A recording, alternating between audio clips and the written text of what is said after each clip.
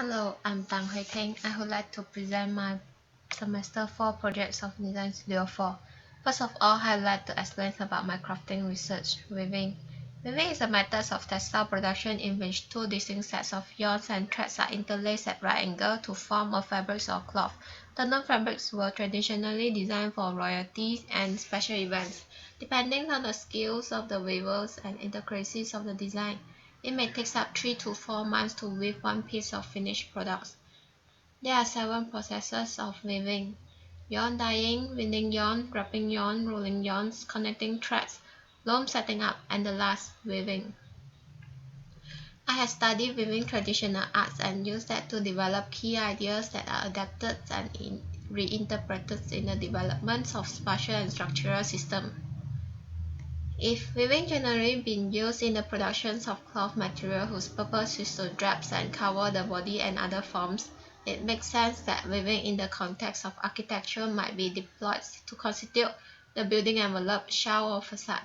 There's a series of mock-up that I did and how I translate it from 2D to 3D.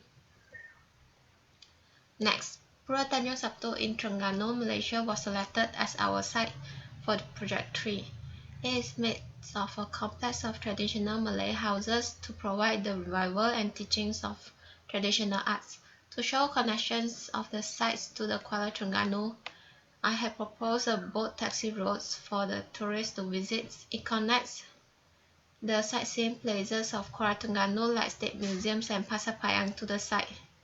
The site has less community space and commercial activities. There's empty land surrounding Pura Tanjung Sabtu that potential to be developed.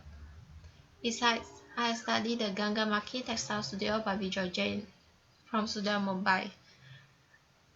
The project intention is to provide a space to live and work tuned with nature as people once did. Although it operates as a business, it organizes open house and exhibitions for visits and experience studio activities once a year. In plans at its heart of are 4 L-shaped studios where weavers and craft people make hand-woven fabrics and garments, arranged around a courtyard.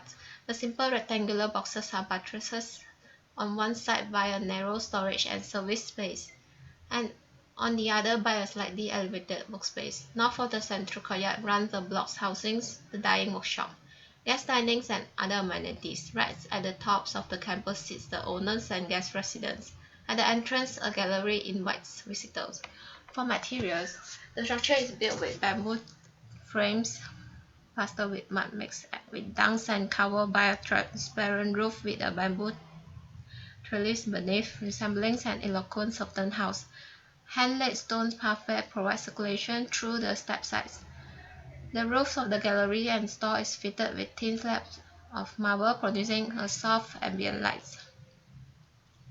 For my project, my intention is to provide public space for cultural advancements in Terengganu. The cultural centers of our workshops reshape the cultural lives of the peoples of Terengganu, especially women and youth. The cultural center gives people a reason to leave their homes and venture into the public space, enriching them culturally and allowing them to define their individuality.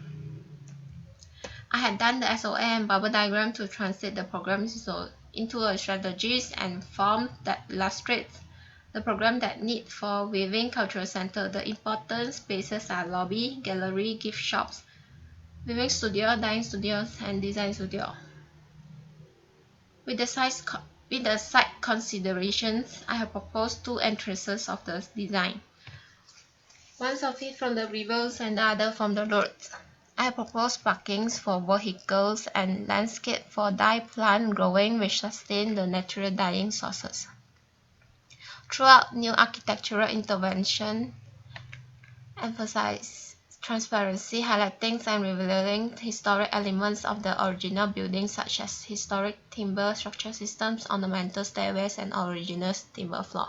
I applied the ideas of crafting design in this proposal. The weave concept allowed 3-dimensional overlays of functional, spatial, and strength. Weaving wall is a site-specific and participatory about celebrating the local textile traditions and translating it into a contemporary visual language. It translates 2-dimensional elevation into a 3-dimensional reality. The resulting building envelopes appears like a fully woven. The intervention is to tell a new urban story by drawing parallel between architectural schemes and textile through interweaving a new delicate skin. Next, the canopy is designed and inspired from the roots of a looms, where the fabric is held back and by its end wraps on a stick. It provides shades or shelter from weather conditions such as rain and sun. The canopy utilized as shelters of the garden gallery. The door and window panels were inspired from the bamboo weaving, utilizing local materials for the panel. The building is essentially a two-story structure where the in-between spaces become the hearts of the place. The main program takes place on the first floor, such as the receptions in the lobby, gallery, gift shops, and studios. They have conditions the access sequence and flows along the building. I have proposed platforms that connect each program where it interlaces in terms of plans that integrates the same language as my concept. A tree-filled courtyard with glimpse through the shimmering glassboard weaving facade stands out from the others. The building is designed together with the hope that it will eventually be weaved and absorbed into the dynamic fabrics of the countryside. On the ground floor, the transitional area between the old and new becomes a courtyard, with a place to dry the threads of the dyeing. Perforated brick walls are used in the dyeing studio as an artistic detail as well as a functional element providing shadings and privacy. Each weaving studio is provided with appropriate numbers of looms that minimize sound pollution, which create a better environment for weaving. The cafe and office have been placed in the upper level, searching for better conditions of light and views. The two-story cafe allows the visitor to enjoy the river view, and the library is located adjacent to the cafe. Likewise, the Kaufman residence is also located at the ground floor.